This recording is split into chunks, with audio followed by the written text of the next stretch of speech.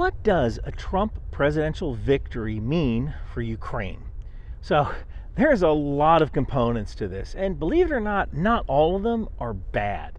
Now, to start, my background may look a little different here. I'm in San Francisco right now. I was just at the Aero Systems West headquarters. For those of you who don't know, I work for AeroMedLab, a company that uses AI-powered drones to deliver whole blood to wounded soldiers. It's some really cool tech. And we are an AI company, not a hardware company, so now that we have our third prototype platform, we should be ready to start testing with the Army by March, hopefully. So if you are an accredited investor, give me a call. We're looking to raise $1.6 million in pre-seed. Now, regarding President Trump and Ukraine, I think there are three factors that you have to take into consideration. The first factor is that President Trump claimed that he would make some kind of deal with President Putin and President Zelensky within 24 hours of him taking office. Now, that's possible, but I don't think it's all that likely that they'll come to a deal, and here's why. Some people have said that a Ukraine deal will mean that the lines are frozen in place and Ukraine won't get back any of its lost territory. But believe it or not, that's not actually a deal that benefits Russia. Now, I've said this before, Russia needs all of Ukraine. And the reason is that Russia is not very defensible. Russia has this massive land border with Europe, and there's absolutely nothing, no mountains, no large rivers, just tundra between Europe and Moscow. So it's this natural invasion route. So you take Ukraine, and then you turn Ukraine into a client state, kind of like Belarus. And now you have the Carpathian Mountains in the east as a natural invasion barrier. Then you wait 5 years, 10 years, build up your forces again. Then you take the Baltics, and then you take Poland. Once you take Poland and you turn it into a client state, you have the Sudetys Mountains to the south of Poland.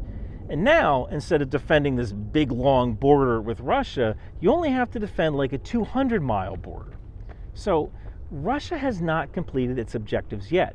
They have no reason to come to a deal because they have to take Ukraine. This was never about Donetsk and Luhansk, and people in Luhansk aren't allowed to speak Russian anymore. This is about taking all of Ukraine to help start phase one of that defensive barrier. There is a second factor. Russia needs to be in a perpetual state of war right now. Its economy is on a war footing. Literally everything Russia is producing is geared either towards making weapons or extracting oil from the ground to sell to China so they can get the hard currency to pay the workers to make the weapons. And if the war ends within 24 hours, Russia's economy collapses. President Putin knows this, and he knows that if their economy collapses, he will be ousted from power.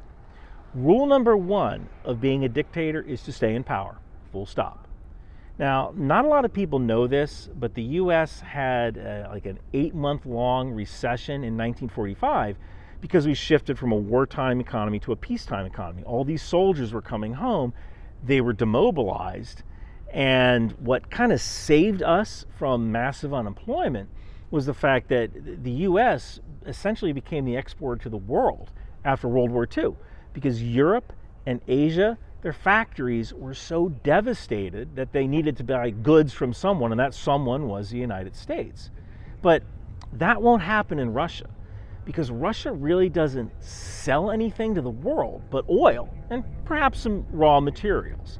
And there's a good portion of the world right now that won't buy from Russia regardless of their state, because they've proven that Russia can't really be trusted. If you're buying raw materials and oil and such from Russia, and then Russia starts another war, there goes your supplier of oil and raw materials, unless you're an ally like China.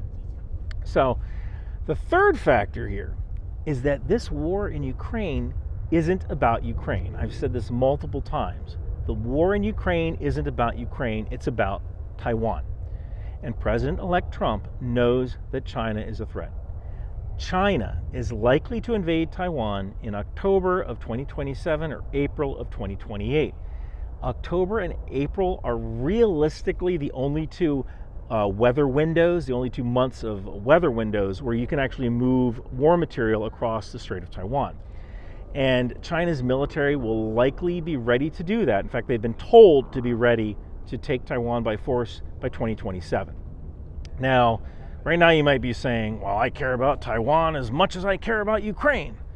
And if you're watching this on any device with a semiconductor, which is anything you're watching this on, you better start caring.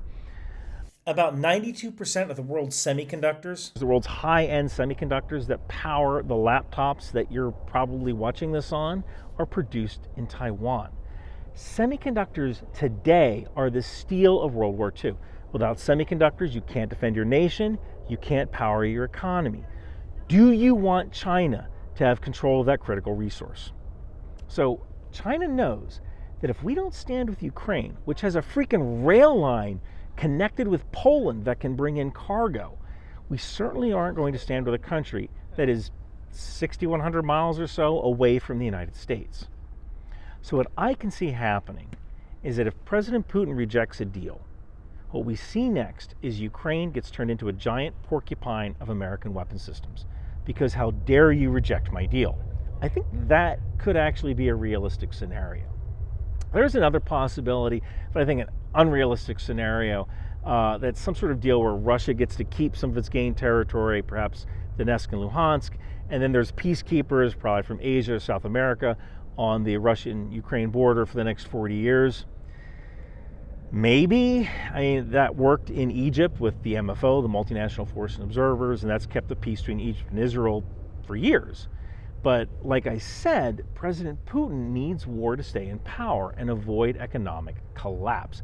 Because if the economy collapses, he will end up hung upside down outside a gas station or get a Ceausescu special from the military. So President Trump might want to broker peace, but peace isn't just an agreement on paper. It has to work for both sides. And right now, a stable Ukraine means something different to Russia, to the US, and to Europe. And in the end, President-elect Trump's victory could bring a lot of pressure to find a quick solution, but lasting peace is about more than signing paper. It's about stability, it's about strength, it's about deterrence. Ukraine, Taiwan, and democracy in general are worth standing up for. We're Americans. We're the good guys. And in today's world, stability doesn't just happen. It has to be built, it has to be defended, and sometimes it has to be fought for by the good guys. Thank you guys so much for watching. In a world where fashion meets firepower, where style becomes strategy, it's time to gear up for the ultimate mission with Bunker Branding. Introducing the Rock Out With Your Chalk Out t-shirt, a tribute to the fearless air cavalry. Feel the adrenaline rush as you don the pride of the skies. For those of you who dare from the air, precision and power unite when you think outside the bomb. And don't miss our Live, Laugh, Launch t-shirts for Patriot and HIMARS, because sometimes defending freedom means bringing the thunder.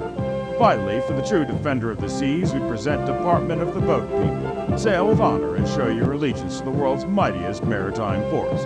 With these shirts, hoodies, and stickers, along with the tow missile, landmines, and drone warfare. These aren't just shirts, they're statements. They're your way of saying I stand for strength, unity, and style. Get yours at Bunker Branding today.